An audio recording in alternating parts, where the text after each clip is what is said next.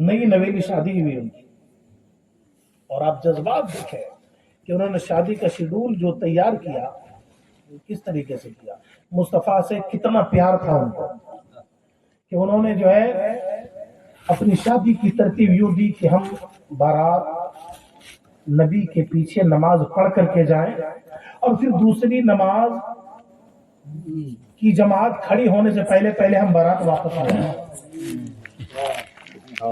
اے نوجوان، ابھی شادی ہو رہی ہے اور یہ جذبات ہے اس کے، اور ہم ایک موبائل میں کھوئے ہیں. ساری زندگی ہم نے موبائل کے سپرد کر دیا ہے. قسم خدا کی یہ تباہی ہے، یہ بربادی ہے.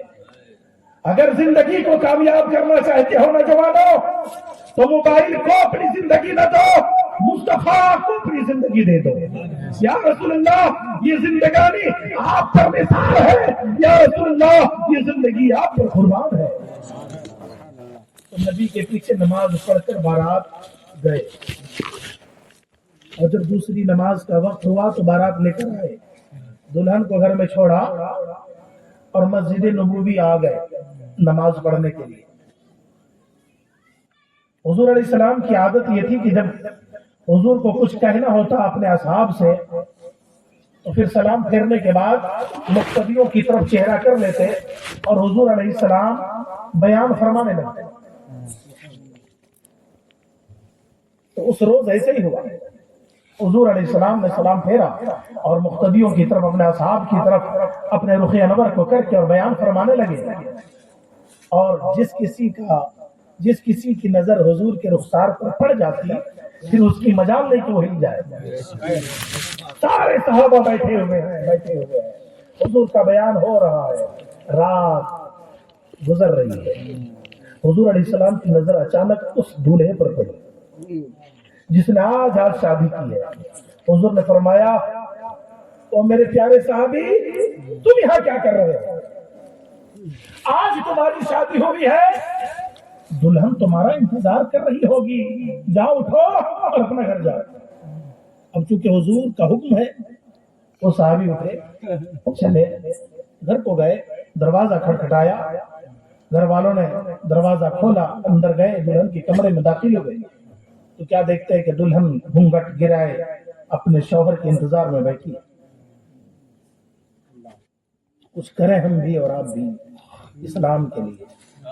سب کچھ تو کیا ہے دنیا کے لیے، کم سے کم کچھ اسلام کے لیے کریں. میں یہی دعوت آپ کو دینے کے لیے آیا ہوں. تقریر تو بہت کچھ کی جا سکتی ہے. جب دلہن کے کمرے میں داخل ہوئے، دلہن گھونگھٹ گرائے بیٹھی تھی. اب نیا دلہا ہے، نئی دلہن ہے، جذبات، امنگ، خواہش ہوئی کہ ذرا دلہن کے چہرے سے گھونگھٹ اٹھاؤں اور ذرا دلہن کے چہرے کو دیکھوں، اس کے حسن کو دیکھوں، اس کی صورت کو دیکھوں. دولہے نے جو ہی ہاتھ بڑھایا گھونگھٹ کی طرف، حضرت بلال کی آواز آئی، مدینے کے صحابیوں تیار ہو جاؤ، اسلام کو کافروں نے للکارا ہے.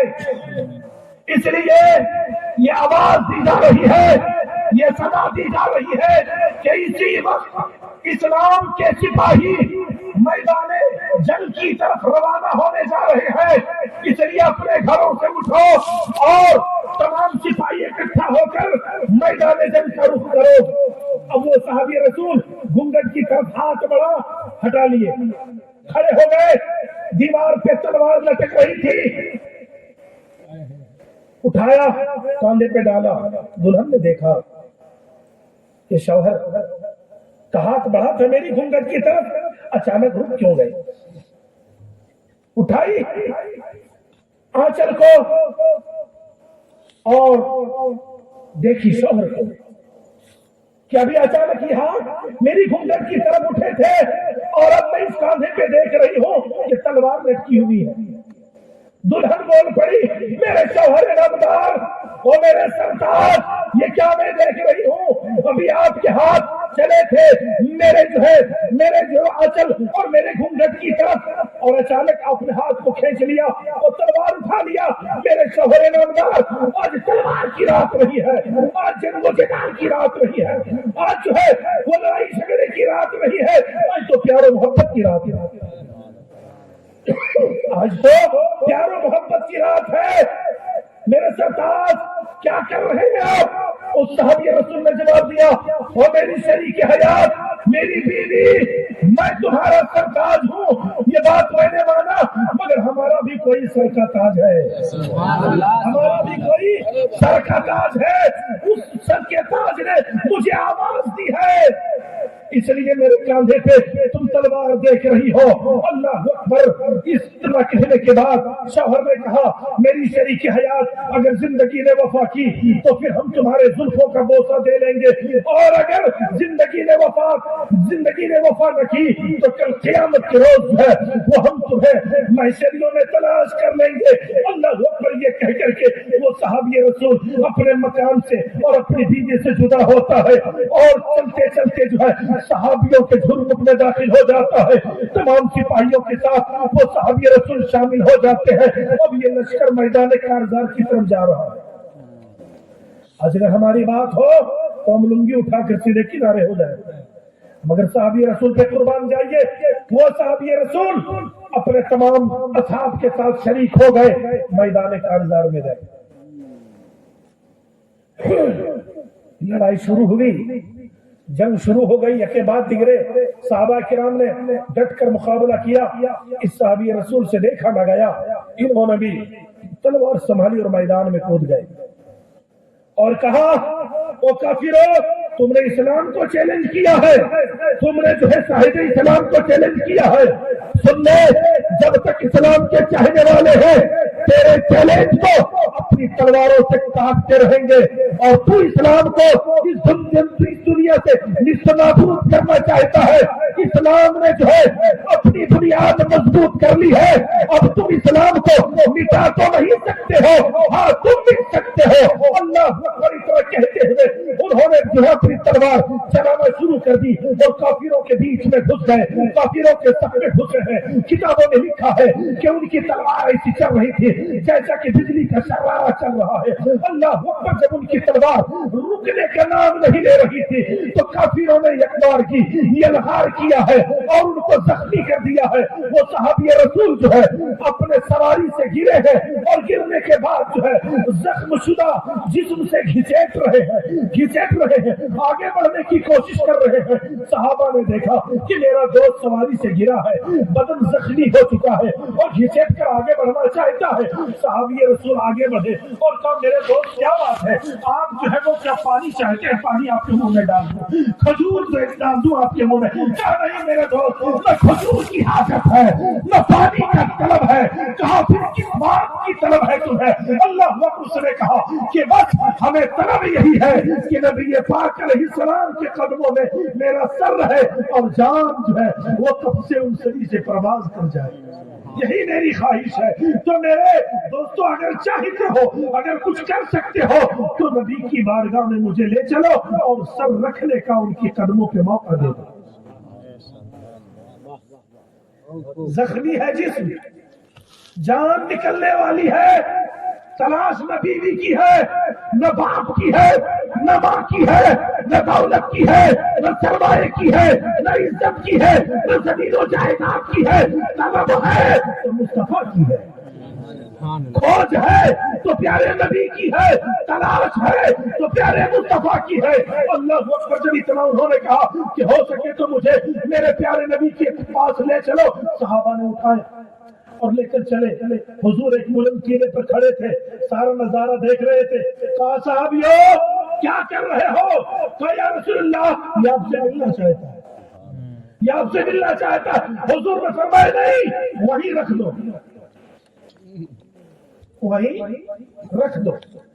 کہا، یا رسول اللہ، جاگنے کا وقت ہے، जिस्म जख्मी हो चुका है, अब ये चंद घड़ी का मेहमान है, आपसे मिलना चाहता। हुजूर ने कहा वही रख दो जिसने अपनी मेरी नई नवेली बीवी को छोड़कर और इस्लाम की हिफाजत के लिए अपने वतन को छोड़कर और इस्लाम को बचाने के लिए मैदान में आया हो, फिर वो मुझसे मिलने ना आए, मैं उससे मिलने आता हूँ, मैं उससे मिलने आता हूँ। प्यारे नबी बुलंद टीले से उतरे और जल्दी जल्दी कदम रख करके साहबी रसूल के पास आए और जो उसके सर को अपनी गोद में लिया और कहा मेरे प्यारे साहबी क्या तेरे मुंह में पानी डाल दूं? कहा नहीं या रसूल अल्लाह, खजूर डाल दो। नहीं या रसूल अल्लाह। फिर मेरे साहबी कोई ख्वाहिश हो? कहा या रसूल अल्लाह सारी ख्वाहिश मेरी पूरी हो गई, आखिरी ख्वाहिश यही थी कि जब मेरी जान जा रही हो, आपका कदम हो और मेरा सर हो, फिर मेरी जान निकल रही हो। तो या रसूलुल्लाह हमने वो मौका पा लिया, या रसूलुल्लाह मैंने वो सआदत पा ली, अब मेरी जिंदगी की कोई ख्वाहिश नहीं। अल्लाह अकबर इतना कहने के बाद उसके जिस्म से रूह निकल जाती है। अल्लाह के रसूल देखते हैं कि उसके जिस्म से रूह निकल गई है, जिस्म ठंडा हो गया है।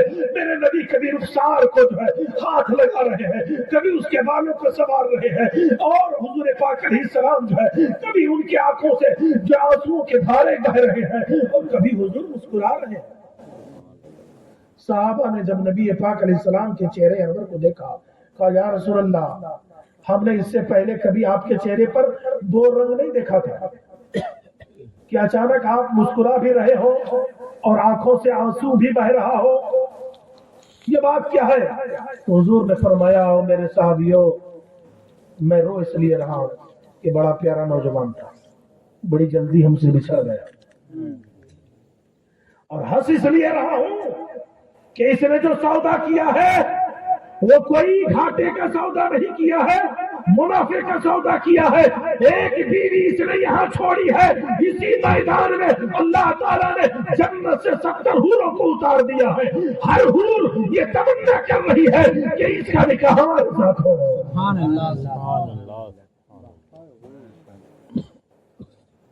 अब हमारा जज्बा, हमारी जज्बात क्या होनी चाहिए? मरना तो है, तो फिर किसी एक्टर का, किसी हीरो का